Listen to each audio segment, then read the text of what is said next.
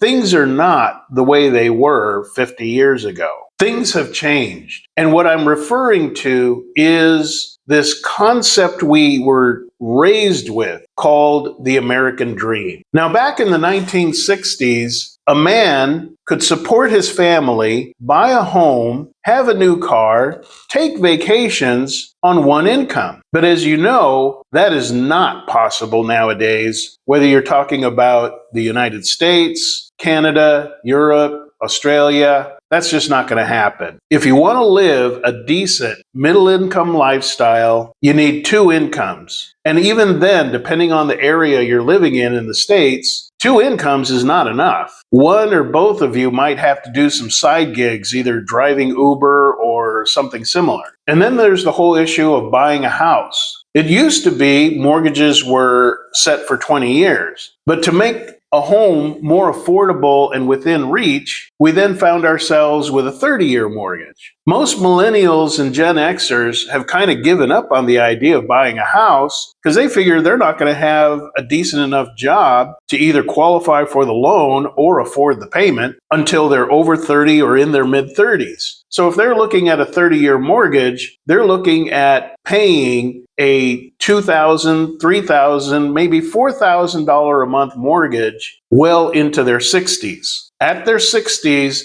they need to be earning enough money still to afford this mortgage so that they don't lose the house. And then you add to that the inflation, which cuts back on your purchasing power for your dollar, combined with wages not rising in pace with inflation. And if somehow you do manage to save some money in the bank, that money is devaluing in purchasing power to the rate of inflation to where basically it's a losing proposition to save money in the bank. You're much better off investing it somewhere and taking a risk and possibly coming out ahead of the rate of inflation. So the idea of graduating high school, going into the military or college, or starting your own business or working for a good employer, and then this having a line of continuity till your retirement age, and you find yourself fat, happy, and sitting on a pretty decent retirement. Some people can pull it off nowadays, but most can't. It looks pretty bleak. Ask around among your friends and ask them if they're, say, over 45.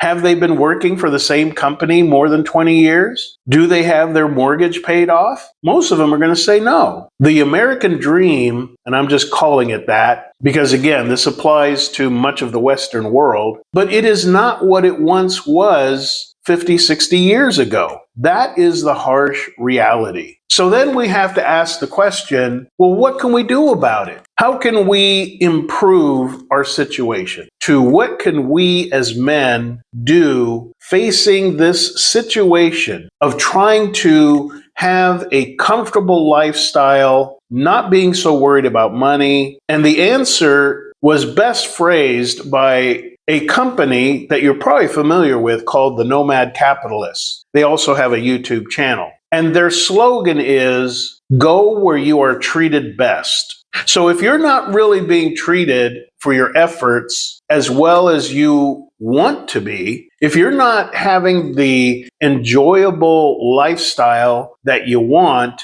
and that includes finances, romance, leisure time, if you don't have that in your home country, the obvious answer is go somewhere else. Go where you are treated better. Go where your dollar or euro has more purchasing power. Go where you have more options to meet a traditional, decent woman. Because if you marry a woman, we all know this, if you marry a woman that is bottom line a pain in the ass, she's going to make your life miserable. She will do this on a daily and weekly basis until you die. She will aggravate you and make your life a living hell. So having a good woman with a decent heart who has actual love and compassion, submission, and takes joy in making your life comfortable is a huge part of living a joyful life, a satisfying life. So you need to go where these things are available. As I have said for years, if you're walking through the desert and what you want is water, you need to go where the water is. You need to leave the desert and find the oasis. Now, here's where I will bring up the second dose of harsh reality. You can find these things in the Philippines. You can find these things in Vietnam or Thailand, or if you're so inclined, in Colombia,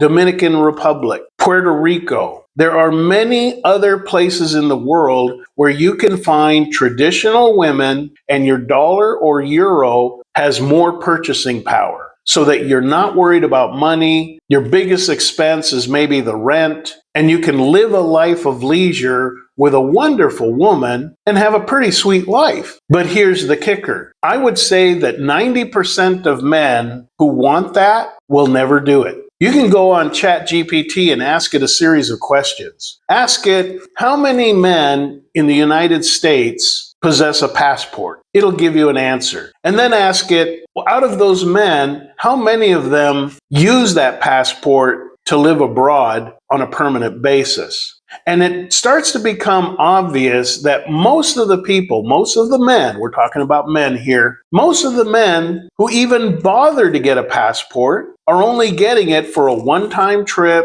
or it's a job requirement. They're not using it to move permanently and live abroad in a better situation. And so we can ask ourselves why. Why are so many men who desire a better situation and aware that this is possible somewhere beyond the sea, why are they not doing it? And what I have found in talking with so many guys online, as they ask me questions about how they could get here to the Philippines, so many of them have said, well, it sounds awesome, but I still have 10 years of child support I need to pay. Or that sounds awesome, but I won't be retirement age getting a pension for another 15 years. And there are no jobs that you're going to support yourself on in the Philippines or Vietnam or Thailand. Now, there are some guys who have managed to develop an online skill and become a digital nomad and actually make at least $1,500 a month, US dollars, and live abroad. But that's not an easy nut to crack. Not everybody can do that. And then I know some other guys who have enough money squirreled away that they can live overseas by trading either crypto or traditional stocks. But again, the guys that have that skill set and can consistently produce income every month and not lose their nest egg are very few. Money is usually the first barrier that prevents a lot of guys from leaving the unhappy situation they find themselves in, struggling with finances and very few romantic options in their home country.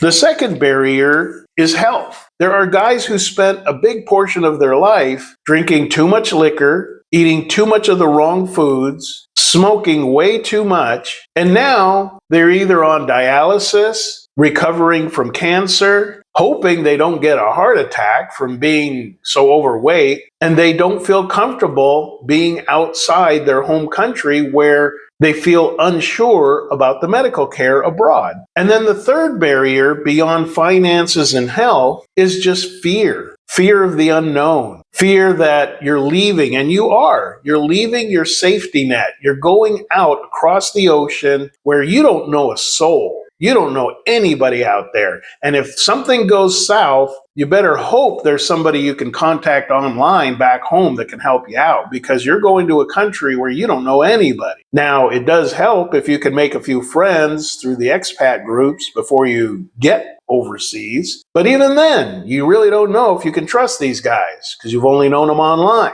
That fear of the unknown is somewhat justified, because if you're going to live overseas, I will tell you, I have been doing this since 2012 in the Philippines and Vietnam. It is a fact. If you're going to be a long-term expat, you better be resourceful. You better be a problem solver, because there will be problems to solve. You better be street smart, because you will run into unscrupulous people and you need to see them coming and know how to get yourself out of it. So to summarize all of this, The reality is there is a solution to the evisceration of what we used to know as the American dream. There is a solution. Go where you're treated best. Go where your money goes further. Go to a country where being a man with life experience and financial stability makes you a hot commodity. There is a solution. But at the same time, so many men will be unable or unwilling to do what's necessary to move to another country. And honestly, I've met so many men who came here who really never should have. They don't have their wits about them. They are not problem solvers, and they get eaten alive. And they go back home in a worse situation than before they came. So what I put before you, if you are an aspiring expat, if you have heard about life in the Philippines, life in Thailand, life overseas, all the benefits and the umbrella drinks and days at the beach. Yeah, it's all here. It's all true. But if you are an aspiring expat who's thinking about moving abroad on a permanent basis, you have got to assess yourself. Because as wonderful as life is for me here, and as much as I would like that to happen for as many guys as possible, men need to assess themselves before they make that decision and ask themselves, do I have the money for this? Am I willing to improve my health on a permanent basis, a change in lifestyle? Am I willing to learn from those with experience how to dodge the pitfalls of starting a new relationship in a foreign land? Am I willing to learn? Am I willing to earn? Am I willing to improve my health? These are the